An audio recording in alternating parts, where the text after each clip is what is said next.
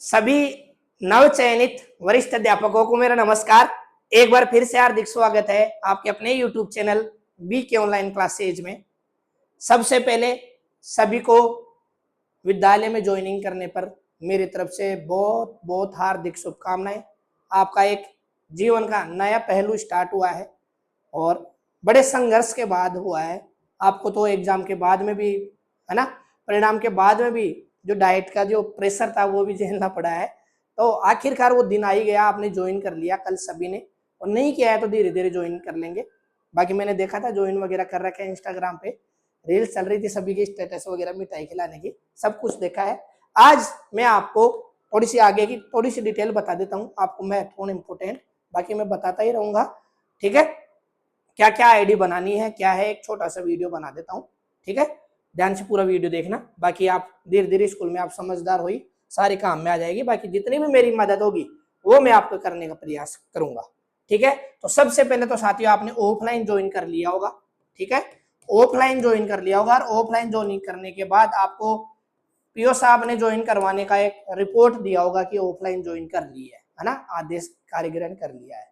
ठीक है, तो वो चीज हो गई ऑफलाइन रिपोर्ट, वो चीज हो गई। अब इसके बाद में साथियों आपको एम्प्लॉय आईडी बनानी पड़ेगी। एम्प्लॉय आईडी जरूरी है पेमेंट वगैरह बनाने के लिए, एसएसओ आईडी बनाने के लिए, मर्ज करने के लिए एम्प्लॉय आईडी बनानी है। तो एम्प्लॉय आईडी की प्रोसेस है, मैंने 4th ग्रेड वालों के लिए बताई थी, वो वीडियो देख लेना, मैं नीचे डिस्क्रिप्शन में दे दूंगा। तो सबसे पहले आपको ध्यान रखना है IFMS 3.0 पर पीओ साहब भी बनाएंगे, उनसे बोल लेना जल्द से जल्द आए वो बनाए। ठीक है, इसमें करना क्या होता है, HOD IFMS में HOD को भिजवाई जाती है, जिसमें रंगीन व स्पष्ट छाया प्रति मान्य होनी चाहिए, PDF 2 MB में होनी चाहिए, साइज कमी होनी चाहिए 2 MB से। इस चीज का ध्यान रखना। क्या क्या चाहिए वो देख लीजिए, आधार कार्ड पूर्ण पते सहित, पैन कार्ड, आपका पैन कार्ड होना जरूरी है सबके लिए, जन्म तिथि प्रमाण पत्र, ये नहीं है तो 10वीं की मार्कशीट चल जाएगी जन्म तिथि प्रमाण पत्र के लिए, एकल संयुक्त पासपोर्ट साइज फोटो, तो एकल आपकी फोटो अच्छी सी बढ़िया सी फोटो, विवाह प्रमाण पत्र अगर विवाहित हो तो, नियुक्ति आदेश, जो आपके अलग अलग नियुक्ति आदेश है संभाग के, कार्यग्रहण रिपोर्ट, जैसा कि मैंने कहा था कार्यग्रहण रिपोर्ट पीओ ने दी होगा, उसके अच्छे से 3-4 प्रिंट निकाल के भी घर पे रख लेना, बैंक पासबुक की मुख्य पृष्ठ की प्रति या कैंसिल चेक की प्रति। तो ये चीज आपको डॉक्यूमेंट चाहिए। सबसे पहला काम आपको एम्प्लॉय आईडी जनरेट करवाना, और इस चीज का ध्यान रखना, ज्योति ब्याला वित्तीय है ना, व्यास वित्तीय सलाहकार है HOD स्तर पर, इसी को अप्रूव करना है, नहीं तो आपकी जो आईडी है रिवर्ट हो जाएगी, रिजेक्ट हो जाएगी। इस चीज का ध्यान रखना, ज्योति बाला व्यास को ही भिजवाना है, नहीं तो कई लोगों की 4th ग्रेड की भी कैंसिल होके आ रही है। बस इतना सा ध्यान रखना। वैसे तो पीओ स्कूल में जानते होंगे, लेकिन क्या होता है कई बार बहुत ज्यादा टाइम हो जाता है, इस वजह से बनाने में दिक्कत आती है। तो एक 4th ग्रेड वाला वीडियो और देख लेना। सबसे पहले आपको मेकर में आईडी बनानी पड़ेगी IFMS में, फिर चेकर में चेक होगी, उसके बाद में अप्रूव में अप्रूव होगी। ठीक है, अप्रूव में अप्रूव होने के बाद HOD के पास चली जाती है, वहां से अप्रूव होके आएगी, 6-7 दिन 8 दिन जो भी लगते हैं, प्रोसेस रहेगी। बहुत ज्यादा प्रेशर इस टाइम 4th ग्रेड वाले कितने कर्मचारी है, सबकी एम्प्लॉय आईडी बनी जा रही है। तो सबसे पहला काम आपको एम्प्लॉय आईडी बनानी है। ठीक है, जैसे ही आपकी एम्प्लॉय आईडी बन जाती है साथियों, उसके बाद में आपका कार्य आता है ना, SSO आईडी मर्ज का, SSO आईडी मर्ज, और पुरानी वाली SSO आईडी ही मर्ज होगी। ध्यान रखना, पहले क्या होता था, गवर्नमेंट एम्प्लॉय आईडी के नाम से SSO आईडी बना करती थी, लेकिन वो आजकल सिस्टम खत्म हो गया है। जो आपकी सिटीजन SSO आईडी है, जो आप फॉर्म भरते थे, वही आईडी गवर्नमेंट आईडी में मर्ज हो जाएगी। इसकी प्रोसेस मैंने पहले बता रखी है, एक लेटेस्ट वीडियो और बना दूंगा, आपको टेंशन लेने की जरूरत नहीं है, धीरे धीरे आपके लिए स्पेशल और बना दूंगा। अभी बनाया था थोड़े दिन पहले, और बना दूंगा सबसे, है ना। दूसरा काम SSO आईडी मर्ज होगी एम्प्लॉय आईडी बनने के बाद। फिर उसके बाद में जैसे ही एम्प्लॉय आईडी बन जाए, आपको साला दर्पण पर ऑनलाइन ज्वाइन करना है, साला दर्पण पर ऑनलाइन ज्वाइन करना रहेगा। ठीक है, ऑनलाइन ज्वाइन करना रहेगा, वहां से आपकी उपस्थिति वगैरह सारा रिकॉर्ड रहता है, साला दर्पण पे आपको ऑनलाइन ज्वाइन करना है। उसके बाद में आपका प्रपत्र 10 भरना जाएगा। जैसे ही आईडी बन जाती है, ये काम और रहेगा, आपको प्रपत्र 10 भरना है। प्रपत्र 10 भरने के अलावा उसको फिर वेरिफिकेशन भी होता है, आधार वगैरह सारा, आधार वगैरह, है ना, सारी डिटेल उसमें प्रपत्र 10 में आपकी वेरिफिकेशन होगी, क्योंकि वहां से ही आप ऑनलाइन एप्लीकेशन वगैरह, आपका जो स्थायीकरण आवेदन होता है वो सब कुछ यहाँ से बनेगा। ठीक है, प्रपत्र 10 वाला काम हो गया, वेरिफिकेशन का काम हो गया। एसएसओ आईडी मर्ज होने के बाद साथियों आपका आरजीएचएस कार्ड बनेगा, उसके लिए जनाधार जरूरी है। जनाधार जरूरी है साथियों, इस चीज का ध्यान रखना, जनाधार जरूरी है। जनाधार से ही आपका आरजीएचएस कार्ड बनता है। नाम वगैरह देख लेना, सही करवा लेना, टाइम आराम से, कोई जल्दीबाजी नहीं है। आरजीएचएस कार्ड बनवाना रहेगा, ठीक है, क्योंकि आरजीएचएस की कटौती भी होती है 658 रुपए, तो इस चीज का ध्यान रखना। ये हो गया। उसके बाद में सब कुछ आईडी वगैरह जनरेट हो जाए तो आपको यूडाइस पे भी ऐड होना है, इस चीज का ध्यान रखना, आपको यूडाइस में भी ऐड होना है, ठीक है, यूडाइस में भी ऐड होना है। जहाँ सभी कर्मचारी होते हैं तो वहाँ ऐड होना है, सारी डिटेल अपडेट होगी। और अभी वीडियो बना रखा था, थोड़े दिन पहले ही बना रखा था, भले इसमें लिंक डाल दूंगा उसके हिसाब से। और उसके बाद में ईएमएस पोर्टल, थोड़े दिन बाद में ईएमएस पोर्टल जब भी ओपन हो, शायद फिलहाल बंद हो गया है, इलेक्शन में, जो इलेक्शन में ड्यूटी वगैरह लगती है, पेमेंट वगैरह आता है, ईएमएस पोर्टल से आता है, ठीक है। और इसके अलावा वेंडर आईडी बनेगी, अभी मैं वेंडर आईडी का वीडियो चल रहा है ना, आईडी बनने के बाद आईएफएमएस पे वेंडर आईडी बनेगी, तो उसको भी देख लीजिएगा। ये मोटा मोटा लगभग मैंने काम आपको बता दिया है। ये सारे काम आपको धीरे धीरे स्टेप वाइज स्टेप करने हैं, सब कुछ मैंने बताया है। और सबसे इंपॉर्टेंट काम साथियों, आप घर पे एक रूम पे रहते हो, घर पे रहते हो, एक अलग से फाइल और बना के रख लेना, अपने सारे डॉक्यूमेंट्स की फाइल रूम पे रख लेना। हर बार कोई जरूरी नहीं ओरिजिनल डॉक्यूमेंट्स अपने पास रहे, एक फाइल कमरे पे रख लेना, जैसे स्कूल में जमा कराइए। जैसे जैसे आपके ट्रेनिंग डीएल वगैरह जो भी आदेश आते हैं, धीरे धीरे फोटोकॉपी वगैरह सारे एक फाइल में एडजस्ट करते जाना। जिंदगी भर काम में आने वाली चीजें, एससीपी लगती है, प्रमोशन होता है, या फिर स्थायीकरण होता है, तो एक फाइल आपको अच्छे से सेव रहेगी, घर पे एक फाइल बना लीजिएगा, ठीक है, इस चीज का ध्यान रखना। और इसके अलावा एक और महत्वपूर्ण जानकारी मैं आपको बता देता हूँ, कोई बताए या ना बताए। जैसे मान लो आपकी 4 जुलाई को ज्वाइन हो गई है, ध्यान से समझना इस चीज को, 4 जुलाई को ज्वाइन हो गई है, 4 जुलाई से ही माना जाएगा या 6 जुलाई से मान लीजिए, है ना, इसी तारीख से मानेगा। और किसी ने मान लो पहले ट्रेनिंग वगैरह नहीं की थी तो उसको 19 अगस्त, है ना, जो भी है एक आदेश स्पष्टीकरण बीकानेर का हो रहेगा अभी तक। तो जैसे 19 अगस्त को आपने ज्वाइन कर लिया, तो ध्यान रखना 19 अगस्त के बाद में 19 सितंबर, जैसे ही 19 सितंबर आती है, इसके पहले आप सीएल का उपभोग मत कर लेना, नहीं तो जब स्थायीकरण का आवेदन करोगे तो ऑब्जेक्शन आता है, फालतू परेशान होंगे। ऑब्जेक्शन आता है अवैतनिक काटने का, डब्ल्यूपीएल लेने का, तो फिर डब्ल्यूपीएल को अप्रूव कराना पड़ेगा, वो है 2-2 3-3 4-4 महीने लग जाता है स्थायीकरण करवाने में। तो इस चीज का ध्यान रखना। जैसे ही आपका 1 मंथ कंप्लीट होता है, आपके लिए 1.25 CL जनरेट हो जाती है, 1.25 CL पूरी अर्न होने के बाद में उपभोग करना है। जैसे 19 अगस्त से 19 सितंबर हो गया, 1 महीना हो गया, अब आपके पास अर्न हो गई 1.25 CL। अब आप 19 सितंबर बाद में, भले 20 तारीख को ही ले लो, 1 CL का उपभोग कर सकते हो।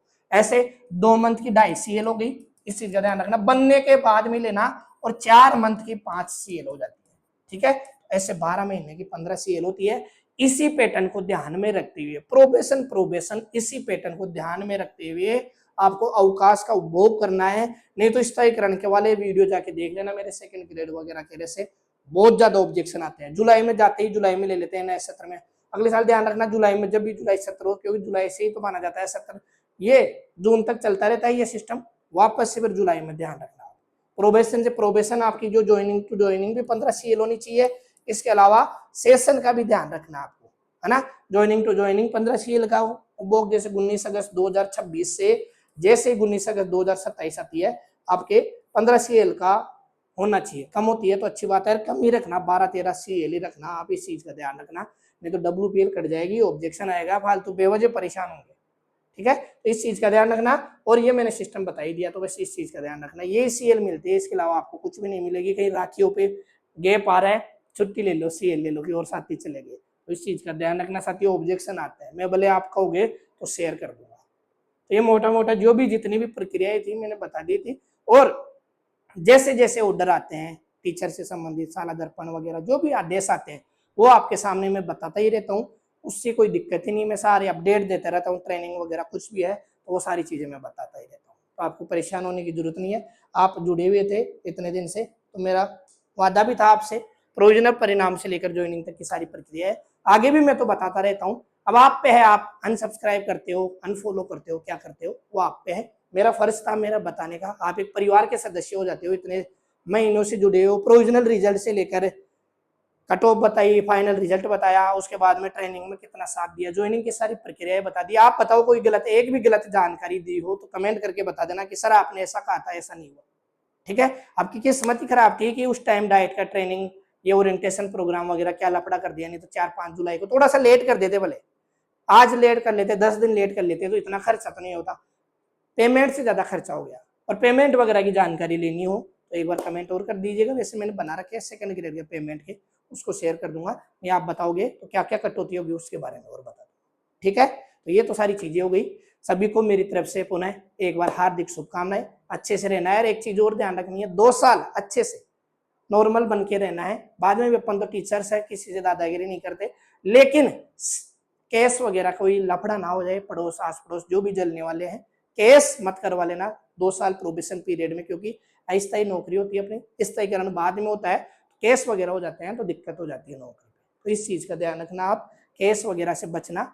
जो भी अपनी शालीनता से नौकरी करनी है, पीओ साहब के सानिध्य में जो जो काम होते हैं, और जैसे जैसे धीरे धीरे प्रक्रिया होगी आपको मैं तो पूरी मदद करता रहूंगा बाद में भी।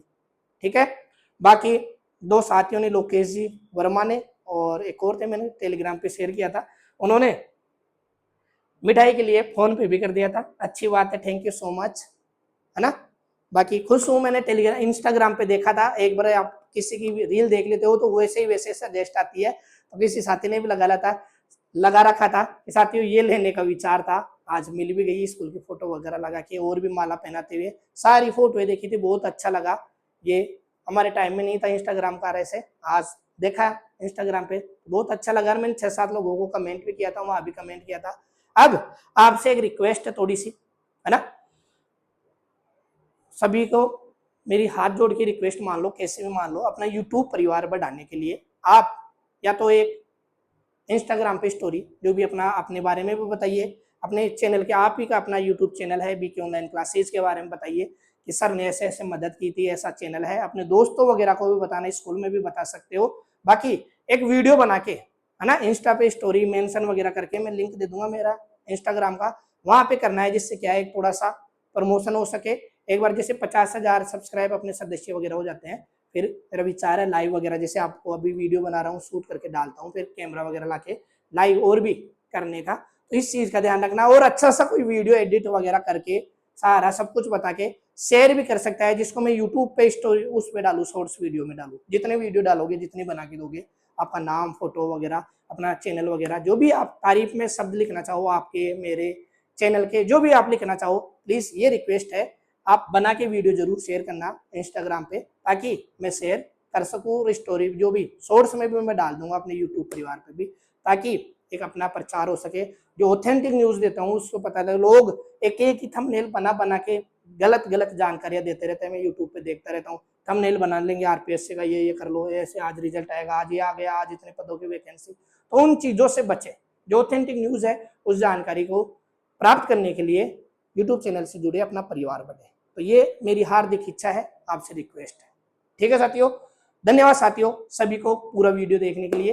वीडियो अच्छा लगा हो तो वीडियो को लाइक कीजिए, कमेंट कीजिए, और चैनल पर नए हो तो चैनल को सब्सक्राइब अवश्य कीजिएगा। अपने दोस्तों को, एक साथी भी अगर 2-3 सब्सक्राइब अपना परिवार बढ़ाता है, 5 था भी तो 2000 साथी है तो कितने 10,000 सदस्य बढ़ जाते हैं।